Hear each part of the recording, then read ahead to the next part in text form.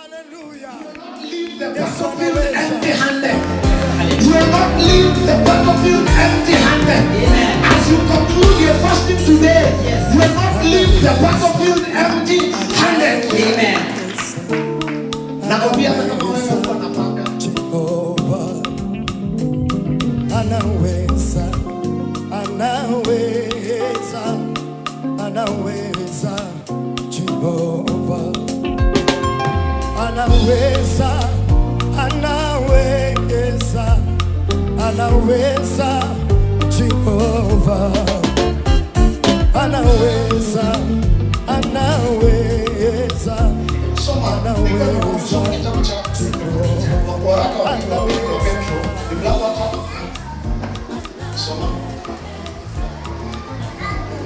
Waraka wa pili wa Petro, mlango ni wa 3, tuanze mstari wa 1.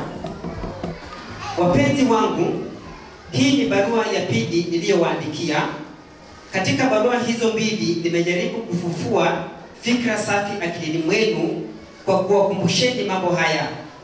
Napenda mkumbuke maneno yaliyosemwa na manabii watakatifu na ile amri ya Bwana na Mwokozi mliyopewa na mitume wenu. sasa akawaambia ninataka kufufua. Listen to this. Nimeamua kwenda kwa New Testament, mtu asifikirie ninaongea mambo ya zile sheria za usikule hii nyama, usivae hizi nguo, usifanye hata na hizo sheria kwanza. Naongea sasa New Testament. Petro akawaandikia waraka wa pili, kwa maana alikuwa amewaandikia waraka wa kwanza na akaona hawajabeba uzito ambao alikuwa anakusudia. So anawaambia tena hivi, ninataka kufufua tena the right kind of thinking. The right kind of thinking. Juu imekufa. Nataka wanaume muanze kufikiria properly. Juu mmefikiria vile mnaona kwa TV. I want to remind you what God says. Amen. Nataka niwaonyeshe sio kile news zinasema, kile Mungu anasema. Amen. So ndio niweze kufufua mawazo correct. Tell your neighbor kuna correct thinking. Kuna correct thinking Kulingana na sheria ya Mungu. Amen. So kuna mawazo ambayo Mungu alikuwa anatarajia wawe nayo.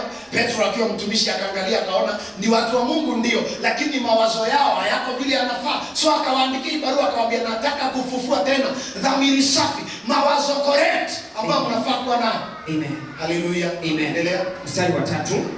Awali ya yote jueni kwamba siku za mwisho watakuja watu ambao mienendo yao inatawaliwa na tamaa zao mbaya. Tukaonywa na mapema. Tukaonywa. Jueni ya kwamba siku zikikaribia mwisho, na hili jambo linasumbua watu, and I will address it today through the scripture. Kwani hizi siku za mwisho hazifikagi? Yes. Neno la Mungu linasema siku za mwisho kutaibuka watu ambao wataasi sheria ya Mungu, wajiundie sheria yao kulingana na tamaa zao. Sasa kwa sababu ninatamani wanawake 5, hata nikiwa pastor nitaunda sheria yangu. Ikaribi. Yes. Kuna mtu hapa mzee alikuwa anaitwa Jehova Wanyonyi. Mnamkumbuka? Yeah. Akajiundia sheria. Akasema yeye ndiye Mungu. Vijana wake ndio malaika Mikaeli. Na sasa na kwa sababu mbinguni kuna malaika wengi, akasema mabibi zake, akasema bibi ni malaika, na juu huwezi kuwa na malaika mmoja. Unaona hiyo sheria? Juu unaona hiyo ujanja? Juu Mungu hawezi kaa na malaika. Si mbinguni ni wengi. Kwa hivyo akasema mabibi ndio malaika, hao wengine ndio wawe wengi. So akaoa kila mwanamke mmoja kwa kijiji. Akajiundia sheria. Ni ujanja. So siku ambazo tunakaa, kuna wanasiasa wataunda sheria za kufavor kila tamaa zao. They don't care kama itaudhi Mungu, they don't care kama itasaidia watu, but wataunda sheria zao. Hallelujah. Kutainuka watumishi wataunda zao, lakini Mungu hawezi akabadilika, ni yule yule. Endelea kusoma. Watawadhihaki nyinyi na kusema, hata wataanza kuwadhihaki na kusema, wakisema aliahidi kwamba atakuja. Huyu Yesu wenu aliahidi atakuja. Yes. Akawaambia hata kuna mwisho wa dunia. Je, sasa yuko wapi? Kwani ako wapi? Mambo ni yale yale tangu babu zetu walipokufa. Mambo yenye tunaona si yale yale kutoka wakati wa mababu. Hali ya vitu ni ile ile kama ilivyokuwa mwanzo wa ulimwengu. Watu hao kwa makusudi husahau kwamba zamani Mungu alinena, nazo mbingu na dunia zikaumbwa. Sasa wanasahau, wanakejeli wakisema, huyu Mungu unasema yuko, huyu Yesu unasema anarudi. Kwani miaka yote sisi tunaona maisha iko vile ilikuwa kitambo. Sasa Petro akasema hivi, Petro hakuwa mwalimu, kwa hivyo hata lugha yake ya kueleza haikuwa ya mwalimu, yeye alikuwa mhubiri. Lakini amejikaza, akaandika na lugha inaeleweka. Praise the living God. Amen. Akasema hivi, akasema lakini hawajui mwanzoni. Yes. Huyu Mungu ndiye alinena. Amen. Na akasema kuwe dunia na kuwe na nini? Na ikawa. Yes. Endelea. Dunia iliumbwa kutoka kwa maji na kwa maji. Na kwa maji hayo, yani yale maji ya gharika kuu, dunia ya wakati ule iliangamizwa. Sasa akafunza hivi akasema, na Mungu alitoa dunia kwa maji. That is what he was trying to explain. Amen. Mungu alitoa dunia katikati ya maji. Yes. Sababu kulikuwa tu ni maji tele, maji tupu, akasema lebe ya na akaumba dunia kutoka kwa maji. Lakini wakati watu walikaa vile hataki, alirudisha kwa maji. Akaiangamiza na maji. Endelea. Lakini mbingu za nchi za sasa zilihifadhiwa kwa neno la Mungu kwa ajili ya kuharibiwa kwa moto. Lakini sasa ile yenye iko leo, sikiza. Najua hii watu hawapendi juzi ya pokea baraka, lakini sikiza neno inasema hivi zambi. Inasema lakini sasa dunia yenye iko leo Mungu alihifadhi, akasema sitaimaliza tena na maji. Hii ya raundi nitamaliza na moto. Soma. Lakini mbingu na nchi za sasa zitahifadhiwa kwa neno la Mungu kwa ajili ya kuharibiwa kwa moto. Zimewekwa kwa ajili ya siku ile ambayo watu wasiomcha Mungu watahukumiwa na kuangamizwa. Endelea. Lakini wapenzi wangu, msisahau kitu kimoja. Mbele ya Bwana hakuna tofauti kati ya siku moja na miaka 1000. Kwake yote ni mamoja. Bwana hakawii kutimiza yale aliyoahidi kama watu wengine wanavyofikiri kuwa atakawia. Yeye ana saburi kwa ajili yetu, maana hapendi hata mmoja wetu apotee, bali huwavuta wote wapate kutubu. Okay, I want that verse in English. Because people think that God is an old man up there. He is so slow, he can't do anything. But I want you to know why Mungu ananyamaza uovu wakati unaendelea. Na ujue pia anaweza kuna mahali inafika anaamua sinyamazi. So I want it in English, Chairman. This is King James. I love King James. But beloved, do not forget this one thing, that with the Lord 1 day is 1,000 years, and 1,000 years as 1 day. The Lord is not slow concerning his promise, as some of you consider slowness, but he is long-suffering towards us, not willing that anyone should perish, but that all should come to repentance. But the day of the Lord will come as a thief in the night, in which the heavens will pass away with a great noise, and the elements will melt with fervent heat. Both the earth and the works that are in it will be burned up. Therefore, since all these things will be dissolved, what manner of people should we be in holy conduct and godliness, looking for and hastening the coming of the day of God, because of which the heavens will be dissolved, being on fire, and the elements will melt with fervent heat. Read that nyumbani, malizie. Sasa Biblia inasema hivi na muelewe. Amusha mwenye analala kando na wewe labda ako na corona. Amusha yeye asisambaze. Kama kuna mtu ana dozi hapo amusha.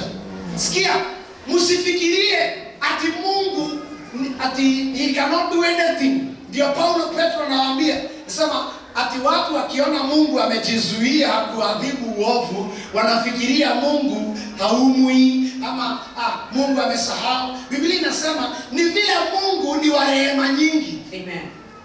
Na nimeexperience hiyo kitu na Mungu hata nikiwa mchungaji hapa kanisani. Mtu anakosea, Mungu anakuja anakuambia vile huyu mtu amefanya kitu kibaya. Alafu anakuambia pastor muombee. Sasa unakasirika kama mwanadamu. Na ingekuwa wewe ndio Mungu ungemalizana na huyo mtu hapo hapo. Lakini Mungu bado anakuambia muombee. Amen. Sasa unauliza kwani Mungu na wewe? Sasa hata huyu unaniambia ni ndio maana hata wachawi wengine mnasema wakufe hawakufali. Mungu anataka kuona kama huyu mtu kuna vile anaweza fika mahali apinduke, kwa sababu akiangamia ameangamia completely. Ndio Biblia inasema kwa Ezekiel that the Lord does not rejoice over the death of a wicked person. Huyo sasa ni hasara. Ni kama wewe ukiwa mzazi, kijana yako aanza kuvuta bangi na kuiba. Hata akishikwa na polisi unaweza waambia peleka kinyonga. Niambie, unaweza mwambia nyongeni huyo asirudi. Unasema aje? Tafadhali tu msamehe. Tafadhali. Sasa Mungu ni baba yetu. Amen. So anaangalia anaona ndio huyu mtu leo amedanganywa akiwa kwa ujana akawa shoga. Wacha nione kama kuna vile akipata information ya kutosha kama anaweza badilika. Tukimpea nafasi 1, 2, 3 tuone amekataa, basi sasa muachilie. Na ndio nikasema ukiona mahali imefika Mungu anakubali, for example Kenya, wajana na dunia Kenya, tufuatwe na mambo 3, 4 yakifululiza hivi. Siku nzuri. Ni kumaanisha we have tested his patience. Tumesukuma ama mtu aje kukosea ukiwa unamwambia tu sawa tu. Wewe ni juu. Ni sawa tu. Wewe ni juu. Lakini inakufika mahali hata before ujue amekula ngumi. Nani amefika hapo? Umefika hapo? Mtu anakukosea hata wazee mko hapa. Bibi anakukuja sana. Anakukuja sana. Unamwambia tafadhali mimi sitaki kupiga, mimi sitaki kutupigana na wewe. Anakukuja kabisa, siku moja unalima. Sisemi ufanye hivyo. Ni example nakupea. Yaani kibinadamu, unaelewa? Ndio. Mtu anakuja mpaka unamwambia hata wewe you have taken my patience for granted. Now I will show you naweza fanya kitu. Ananyamaza milele. Are you getting me? Yes. Hallelujah. Amen. Sasa ndio Petro akawa anasema hawa watu wameingiza mpaka kidogo kwa jicho la Mungu hivi. Sasa wanaona hafanyi kitu. Yes. So wanasema hakuna wachana na hiyo mambo ya Mungu. Wewe ndio unaamua your sexuality. Wewe ndio utaamua. Ukijisikia na wanaume enda na wao. Ukijisikia na wasichana wenzako enda na wao. Ukijisikia na mke na umbwa enda nayo.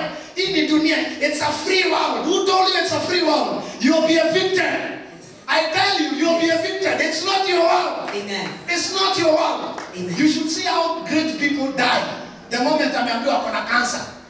The first thing ni kutafutana na niombeeni. Sasa ameanza kuona leo.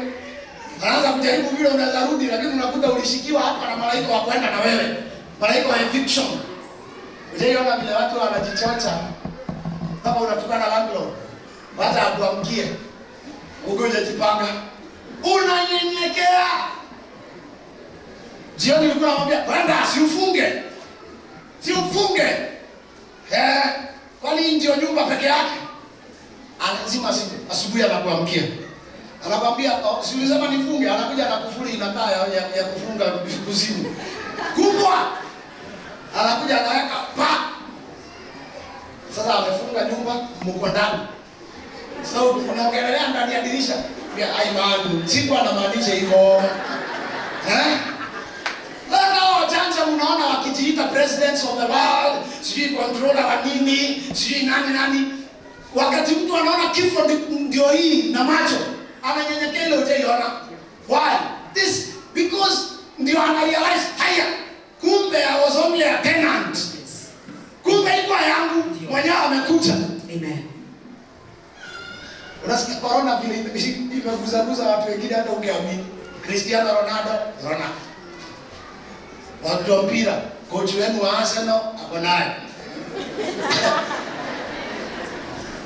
President is Prime Minister na bibi wa Prime Minister wa Canada ako naye. Sasa haina dawa. Sasa ni kunyenyekea. Waambia mwenzako dunia iko na landlord.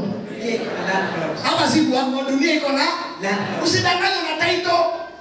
Title deed is equal to agreement yako na landlord kwa nyumba. Sasa hiyo title deed ni agreement yako na serikali kwamba ni wewe utakaa hapo. But very soon, si baba yako alikuwa anasema hapo kwenu Katanga. Si alikuwa anasema hapa ni kwake. Leo ni kwa nani? Hata landa imjui. Leo inajua nyinyi. Very soon inaanza kusema hapa ni kwa Maura. Si Kaviro Maura sasa utu tudogo. So I tell you my friend, hatuwezi kuwa na kiburi mbele za Mungu. Amen. Hii dunia ni yake. Amen. So Petro akawa anaambia kanisa, anawaambia tafadhali msije mkadanganyika na kizazi ambacho kitakuja, ambacho kitajipiga kifua, watawakejeli kwa sababu ya kuamini Mungu. Wao watakuwa wanasema, huyo Mungu mlisema atakuja, kwani miaka yote ameishi kusema, kwani yako wapi? So we can do anything. I tell you, no. Ukitaka kujua you cannot do anything, enda uruke juu ya nyumba uanguke chini, utajua you cannot do anything. Iko na sheria. Kuna mahali pa kutembelea. Anza kutembelea hapa tuone kama utafika pale mwisho. Ukifika hapo chini, shingo imevunjika. Sasa unakumbe kuna sheria. Hii mifupa nilikuwa nasema ni yangu. Kumbe kuna sheria. Sheria yenyewe imevunja mifupa yangu. Kwa nini sijatii hiyo sheria? Sijui kama mnanielewa. Am I speaking something difficult? Dunia ina mwenyewe. Sema dunia iko na landlord. Dunia iko na landlord. Na ukikaa mbaya. Sema ukikaa mbaya. Anakuevict. Unatolewa. Yes. Kwanza sasa coronavirus ni mass eviction. Mass eviction. Wakiwa wengi. Sasa kimi kile kinaniogopesha, Mungu alisema na mapema haitakuwa moja, after corona kuna nyingine inakuja. Nitawakea hiyo unabii hapa sasa. Si moja, Mungu alikuwa amesema. Hebu tuende kitabu cha Amos chapter 3 verse 6 and 7. Soma. Amos 3 mstari wa 6. Je, baragumu ya vita hulia mjini bila kutia watu hofu? Baragumu ya vita ikipigwa mjini si lazima itie watu hofu. Je, mji hupatwa na janga asiloleta Mungu? I want it in English. When disaster what does yours say? Verse 6. Inasema, if a trumpet is blown in a city, will not the people be afraid? If there is calamity in a city, will not the Lord have done it? Give me an NIV. This King James. NIV has a simpler language. NIV, yako ni gani? King James. NIV 3:6. Does evil befall a city and thank you. Does evil befall a city unless the Lord has done it? Je, uovu wakukia mji bila Mungu kusema? Hapana. Ukiona imeangukia mji, Mungu amesema. So give me your next. Sema, je, mji hupatwa na janga asiloleta Mungu? Je, mji kweli hupatwa na janga ambalo Mungu hajalileta? Endelea. Hakika Bwana Mwenyezi Mungu hafanyi kitu bila kuwafunulia watumishi wake. Sema lakini. I want you to understand this point before I go on. Kuna watu kwa hii dunia, watu mara mbili. Mungu akiangalia dunia anaona watu nani na nani? Watu wagani? Hapa hatujui. Mungu huangalia dunia hivi, my brother. Watu wake na hao wengine. Amen. Ndio akasema kuna watu ambao watakuja, lakini nyinyi wangu muweni watakatifu kama nilivyo mtakatifu. Be holy as I am holy. Juu kuna wengine watakuja. So Mungu angalia wanadamu hivi, wale na hao. So hapa ndiye akasema nasifanyagi kitu bila kuambia wangu. Amen. So ndio maana Mungu tukiruka mwaka anasema na kuna magonjwa yanakuja na yataangamiza watu sana.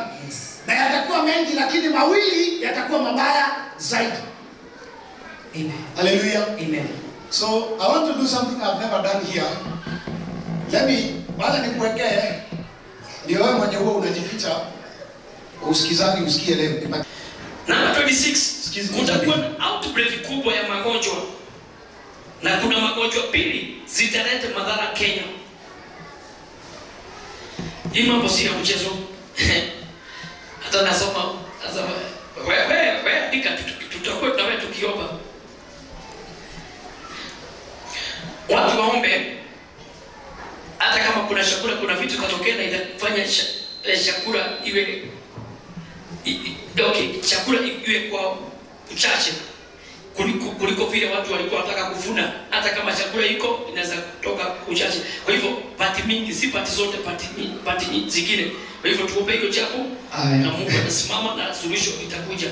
Okay. Nani ameshika kile kinaendelea? Hayo mambo mawili, hiyo ni Januari tarehe 1. Hata hizo zingine za kwanza rishafu ilifanyika. Ndio. Mauaji imeanza. Kenai amezikwa juzi. Hapa tunaelekea uchumi inaenda ikiharibika. I'm not a prophet of doom. No, I'm not saying I'm not painting a bad picture about tomorrow. But wakati uchumi iko chini, wizi uinuka. Haya. But now niko kwa 26 na 27 kwa hiyo prophecy. Ati kuna magonjwa yatainuka mengi, lakini mawili yatagusa Kenya. Kwa hivyo Mungu hapo anaongea mambo ya magonjwa yenye itaanza Kenya. Anaongea kuhusu kuna magonjwa itaanza ulimwenguni na hata itafika Kenya. Tumeona corona imetikisa watu, na ya pili tutangoja ya pili ama tutaanza kutubu? Okay, 27 Nzige walianza Kenya lini? Nzige walikuja lini? Mwezi gani? Januari mwisho. Kwa hivyo mwenye anatoa unabii hapo ameona nzige. Nzige walianza wiki ya 3 ya 4, if I'm not wrong, ya Januari. Ati saa hii unaona kuna chakula, lakini kuna vitu kuna vitu zitatokea, zitafanya chakula kitapungua kwa wingi. Hizo vitu zimetokea, bado ziko. Now nirudi kwa Amos. Sasa turudi kanisani, mawazo ilikuwa imeenda kwa shamba na nzige. So ikiwa Mungu anaongea hivi, juzi mganga anasema, ikiwa Mungu anaongea, we let us today confirm there is God. No, you're not getting me. Let us today confirm and eliminate any doubt. Hata kama kwa roho yako kuna mambo hujafanyiwa, let us confirm today there is God and He speaks. Yes. Number 2, today wacha tujue Mungu huwa anajua mbele kile kinakuja kufanyika. Number 3, huwa anafunulia watu wake. Amen. So ukiona Mungu ametuma mtumishi wake anawaenda kuambia watu kwamba kunakuja kuwa hii. Kwanza rishafu ilifanyika wiki ya pili rishafu ya serikali ilifanyika wiki ya pili, si kweli? Hiyo mambo yote ilianza kutimia ikifuatana. Kuna zingine nimeruka hapo. Vijana watashikanishwa sana Western na Central kumaliza vijana wa kiume. Yaani mambo ni mengi ambayo Mungu aliongea. So ikiwa haya mambo Mungu anasema na yako, what kind of people should we be? So neno linasema katika hapo mahali ambapo tumesoma Amos chapter 3 verse 6 ya kwamba ukiona uovu umeanza kutendeka, disaster imeanza kutokea, jua ni Mungu amekubali ifanyike. Alafu hapo chini akasema ya kwamba na pia Mungu huwa akubali haya mambo yafanyike kabla kwanza hajaenda kwa Ibrahimu kumwambia ninaenda Sodoma. Amen. Lazima aende kwa watumishi kuwafunulia. Amen. Praise the living God. Amen. Lazima aambie watumishi wake. Kwa hivyo sasa tumeambiwa, tumejua, kumbe Mungu hajafurahi. Hata kama Mungu anapenda nchi lakini wale watu wako ndani ya nchi tunakaa aje? Bwana anaweza penda bibi lakini ukute bibi hapendeki. Bibi unaweza penda bwana lakini ukute ni kichwa hapendeki. Ujika na mtu dada mkekere. Ujika na mtu ana njia kuwekwa. Ni nini na nyinyi? Umeshtuka na corona. Ujeka na mtu mambo. Unakuta kanisani. Ujeka na mtu unaweka hivi akai. Unaweka hivi akai. Ukimpikia chamusha hataki. Anataka nyama lakini hataki chamusha, hataki fry, hataki mbichi. So anataka aje. So unaweza penda mtu umfanyie mambo yote lakini yeye hapendeki. So ndio nasema na sisi Mungu anapenda Kenya sana. Yes. Na ndio maana huwa anaongea, anatuma manabii, anatuma kina Teresia Lelimo, kina Bishop Edward Moi, anatumana watumishi wake, anatumana hapa na pale. Ni wengi wakubwa kwa wadogo, enda waambia watu hivi, sio kuote mahali Mungu hutumana. So anapenda nchi, lakini what about us? Je, tunapendeka? Hallelujah. Amen.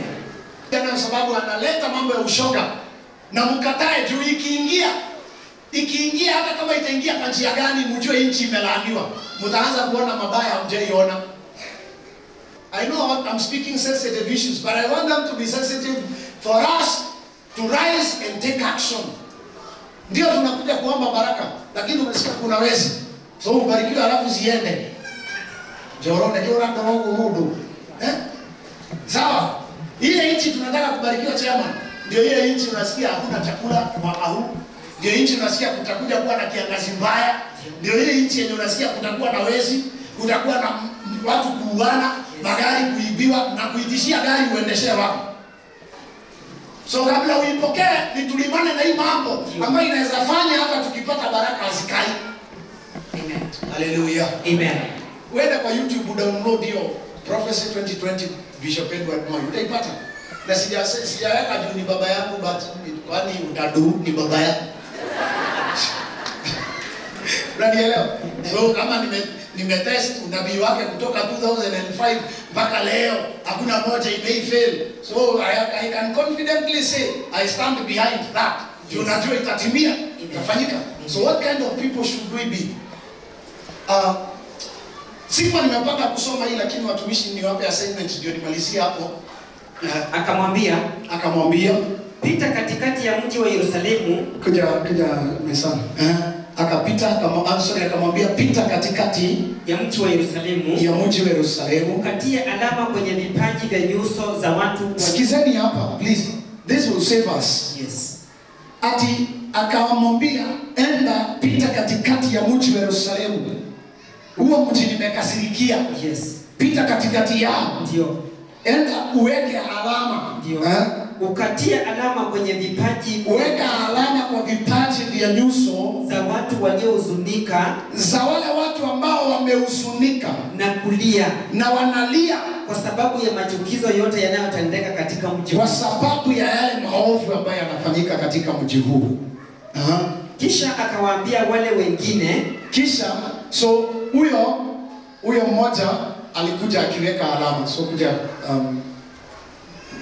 So huyu mmoja alienda akiweka watu alama. Sawa. So Peter hapa for example unakuja ama watu nikuwekee. Akakuta huyu anahuzunika. Akakuta huyu anahuzunika. Huyu anahuzunika. Huyu hahuzuniki ni mfano. Huyu hahuzuniki. Huyu anahuzunika. Sasa huyu akamaliza kazi yake, akaweka alama akaenda. Ndio. Alafu wa pili kisha akawaambia wale wengine, mimi nikiwa nasikia, piteni mjini mkifuata, na nyinyi mpite kwa huo mji mfuate, mkaue watu. Muue watu. Ni Mungu anasema muue watu. Msimwachie yoyote wala msiwe na huruma. Msiache yoyote na msiwe na huruma. Waueni wazee papo hapo. Wazee muue hapo hapo. Wavulana kwa wasichana. Wasichana na wavulana. Watoto na wanawake. Lakini kila mmoja mwenye alama. Lakini wale wote wako na alama. Msimguse. Usiguze. Mbele. Angazeni katika maskani yangu. Na mconcentrate sana. Anzeni katika maskani yangu. Read that again.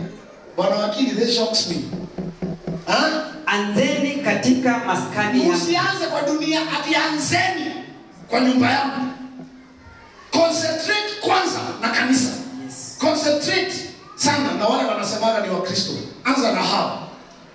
Basi wakaanza na wazee waliokuwa mbele ya nyumba ya Mwenyezi Mungu.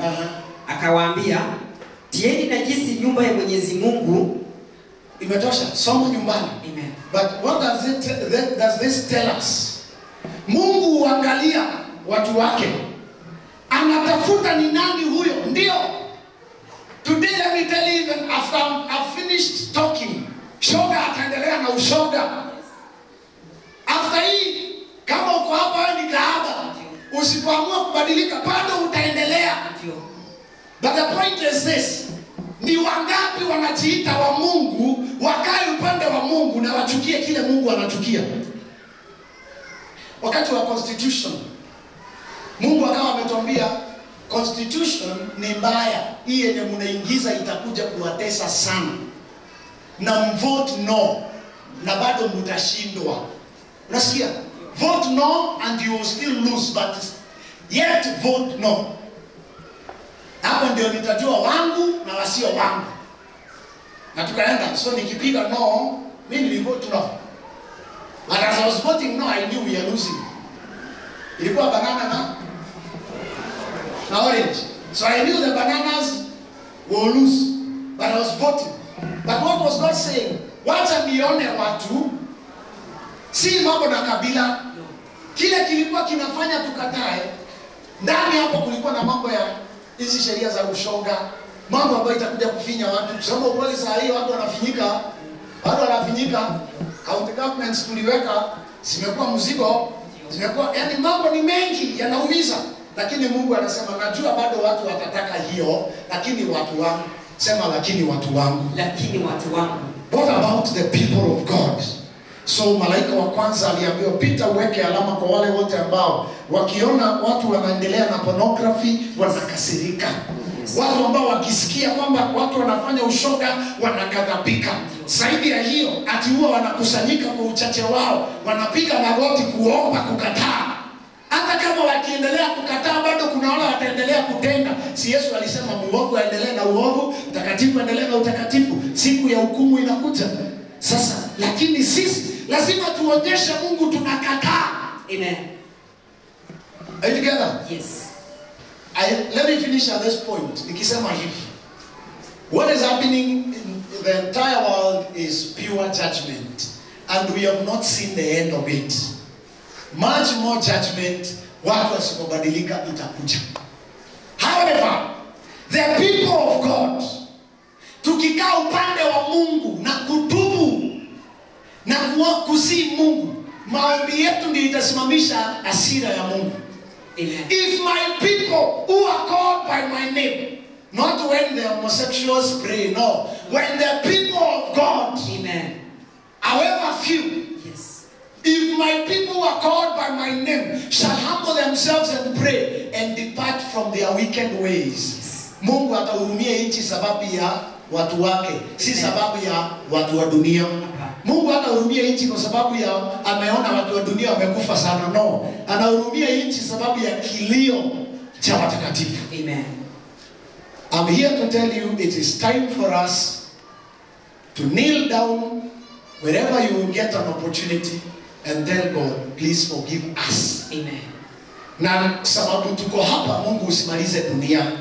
Juu tuko hapa Mungu na kusi. I have one prayer I'm making very sincerely in my heart.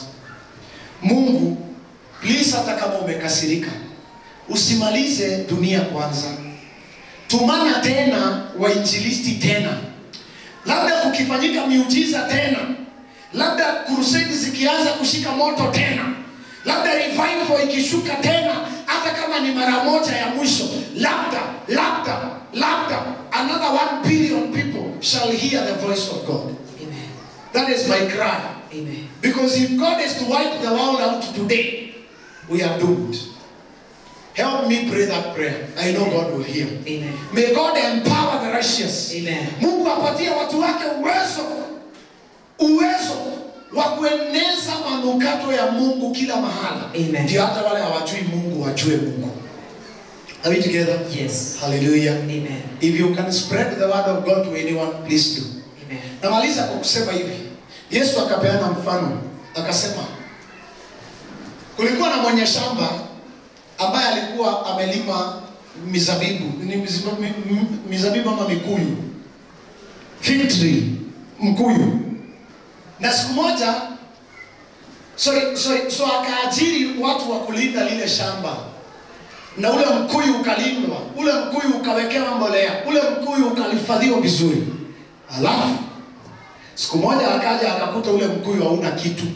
Akakasirika, akasema, wewe mfanya kazi, kata huu mkuyu uondoke hapa.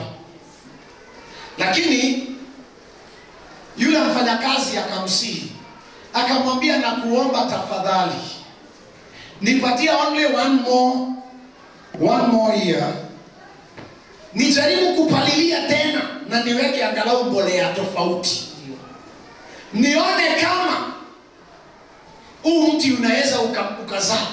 Lakini sasa after nimefanya hivyo, huu mti usipozaa, tutakata tuchome. It is time for the church. Church does not mean this one. It means anyone that is calling Jesus Christ as Lord, regardless of the number plate, ACK, Catholic, Jesus Winner, wherever, AIC, anyone, bora unaita Yesu. It is time for us to run back and try to convince a few more people to turn to the Lord. Amen. And to live righteously. Wainjilisti na waamke. Amen. I speak this, I feel that authority. I pray in the name of Jesus. May the evangelists arise, because beyond this point it will be too late. May the prophet show people the way. Amen. Because beyond this point it might be too late. May the apostles walk in authority, because after this point it will be too late. Ni wakati kila mtu wainuke, the intercessor waamke. And I pray as a servant of God, may every gift that was supposed to beautify the body of Christ, let that gift begin to work now. Amen. Let that gift arise again. Yes. Kila kipawa kilifaa kuelekeza mwili wa Kristo to be effective, let it rise. Let urgency come into the hearts of the servants of God. Roho zetu ziwe na mwamko wa haraka. Yes. I feel it is not the right time kuhubiria watu vile ambavyo watatajirika, alafu tunasahau kuambia watu kwamba unaweza kutwa kabla kijiko cha kile umevuna akijaingia mdomoni. Vile tu locust wametime just when unataka kuvuna. Anasema atakuja kama mwizi. Sisemi dunia inaisha kesho, hakuna mtu anajua. Of course haiishi kesho, lakini sisi ambao tuko kwa ufalme wa Mungu, ni wakati wa kurudi kwa utakatifu wa ukweli. True righteousness. Turudini kuweka njia zetu vile Mungu anapenda. Turudini kukaa vile Mungu anapenda. Ndio tutabarikiwa, lakini wacha hizo baraka zitusaidie kujaribu juu chini kupendeza Mungu. Hatutaishi kwa njia nyingine wapendwa. It has to be righteousness. Amen. Kila mmoja simama. Amen. It has to be righteousness. Nothing less. I humble before you, Holy Spirit of God. Before you, God, we come. We humble before you. Haya magonjwa yanatukumbusha dunia sio yetu. Philippians says in chapter 3, our citizenship is in heaven. That is where we await our Savior. Lord, I pray today, disconnect us from the love of this world. Disconnect us from the lust of the world. Disconnect us from the confusion that is in this world. From the teachings of demons. Demons that are teaching people how to live. Deceptive spirits. Maroho danganyifu ambaye anapotosha watu. Ndio watu waondokea sheria za Mungu. Roho Mungu tukomboe leo. Let me hear somebody praying that you'll be delivered from every demonic teaching. Umepata kwa TV, umepata kwa watu, mashauri mabaya umepata kwa watu wapotovu, yakafanya uanze kuishi kinyume na mapenzi ya Mungu. Wengine unashawishika mpaka unajikuta kwa madhabahu ya giza. Ambia Mungu leo roho yako irudi kwake totally. Oh, I wish I had somebody in spirit. God, I pray that that you give us singleness of mind, singleness of spirit, that Lord Jesus will be attached to only you. Give us a heart that is only for you.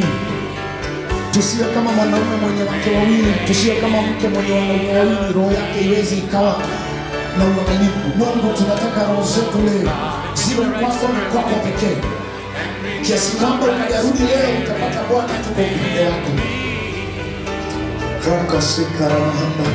Raise your voice before the Lord. Pastors, raise your voice before the Lord. Wazee wa kanisa, wacha heshima nyingi, inua sauti yako mbele ya Mungu. Wababa wa kanisa, lilia Mungu asubuhi na mchana wa leo. Mwambie Mungu, mahali roho yangu imegawanywa, leo ninaamua. Hatuwezi tukatubu kwa niaba ya nchi ikiwa sisi wenyewe hatujatubu kwa niaba ya maisha yetu. Holy Spirit, forgive us. Umesema hivyo Baba, wale watu ambao Mungu wataasi, utawaachilia kwa gharika, utawaachilia kwa nzige, utawaachilia kwa upanga, utawaachilia kwa kiangazi na njaa. Bwana, haya yote tumeyaona hata yakifululiza yakifuatana. Mungu, tunajua hakika haujapendezwa na mienendo yetu. Leo Bwana tunatubu. Lord, I pray, let the Holy Spirit come today as we are confessing before you. Break every pornographic spirit in the name of Jesus. Break every homosexual spirit in the name of Jesus. Break the spirit of masturbation in the name of Jesus. Break every spirit of lust and immorality in the name of Jesus. Every sexual conclusion, Holy Spirit, break it in the name of Jesus. Somebody release yourself. You don't want to miss out on the call of God. Tell the Holy Spirit today to disconnect you from the spirit of jealousy, spirit of envy, wicked prayers, every spirit of sorcery, every spirit of witchcraft. Usinibebee shetani roho yake chafu. Ambia Mungu akutenganisha nayo leo. Uliye na wake wawili, rudi kwa mke wako. Uliyeweka mume wa kando, rudi kwa bwana yako. Kwa jina la Yesu, amua leo hautalishwa tena mali ambayo ni ya ukora. Amua leo kutembea na utakatifu. May righteousness rise in your heart. Oh Lord, oh God, release this pardon in your people. Lord, open our eyes to see the seriousness of the moment. The sons of Issachar understood the season and the time and what was expected of Israel. May you raise the sons of Issachar in our midst. People who understand the times and the seasons. Somebody just release yourself before God. Wanaume msijifanye wanaume tena. Ebu amua kwa Mungu leo.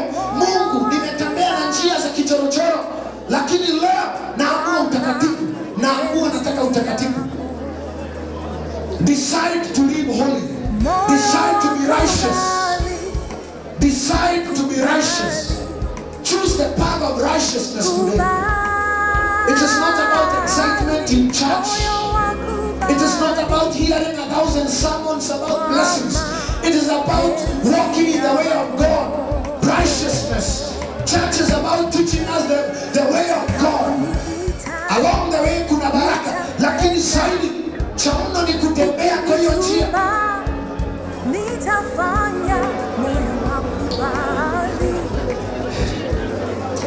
Mungu, achilia machozi katika roho za watu wako, kuhuzunikia hali ya kiroho, hali ya roho zetu Jehova. Oh, rakaseka mayanda. Patia kila mmoja kuvunjika kwa kweli. Roho Mungu, patia kila mmoja kuvunjika kwa ukweli. Through brokenness, oh God. Through brokenness, Father. Sincere brokenness, I pray. Oh God, I pray for sincere brokenness. Sincere transformation and change. Baba, hata ule malaika wa giza apitaye kuangamiza, akikuta kwamba tumeoshwa na damu ya Yesu, ataruka. Bwana, naomba leo safisha roho za watu wako. Tuoshe leo Jehova Jireh. Magada kazara babushi tebeba sana. Yetazonga bagande dizako shakara Messiah. Himaya takazele wokoni Messiah. Baba told to nabili yake ilikufa. The conscience is dead. Ataki tena ushirati ya honi. Yeah, naona maisha iko sawa. Baba, amsha hiyo roho. Amsha hiyo roho. Roho Mungu amsha huyo mpendo aliyelala kiroho. Awaken those who are sleeping spiritually. Vipawa vilivyokaliwa viamke vifanye kazi ya Jehova. Hizi ni siku za mwisho. Roho Mungu amsha nyoyo za watu wako. Amsha roho zetu Yesu. Wale wamekwama kwa pornography, kwa simu na mitandao ya upepo isiwatawale tena. Mashakere wasiara Masai.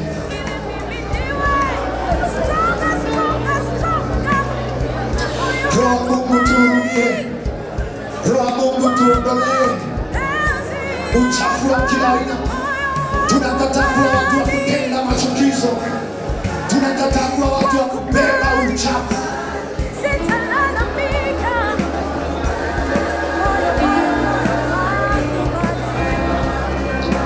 Tuoshe Bwana. Weka alama ya utakatifu ndani ya kila moja.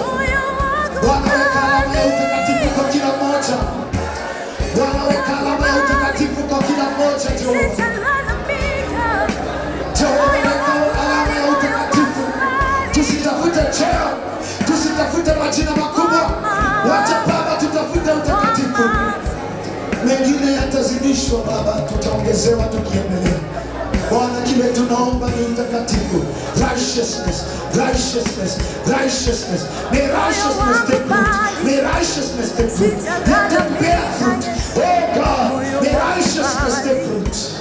Utakatifu na ukazaa matunda ndani yetu Baba.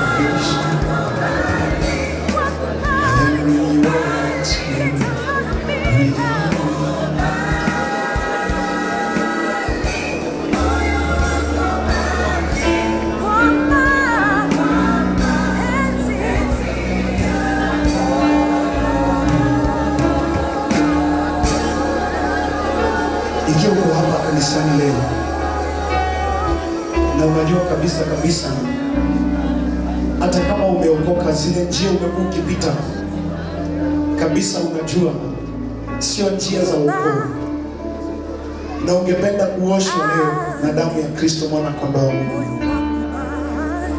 bila kuogopa mtu, bila kuogopa utaneno ama utasemwa nini.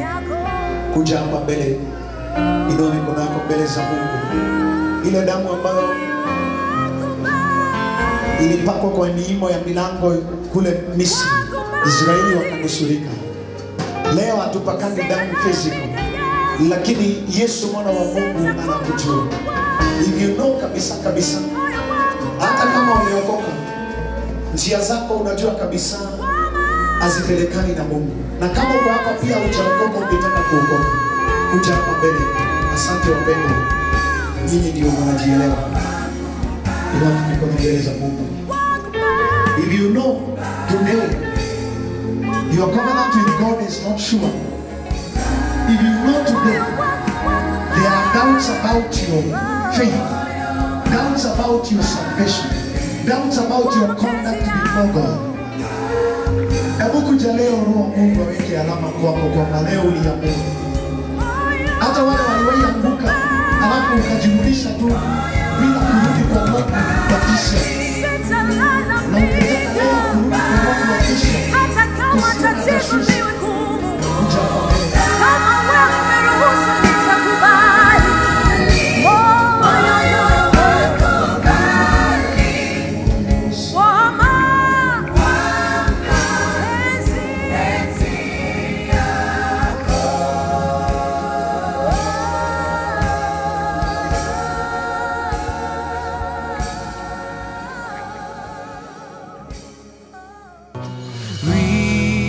Refiner's fire, my heart's one desire is to be holy, set apart for you, Lord. I choose to be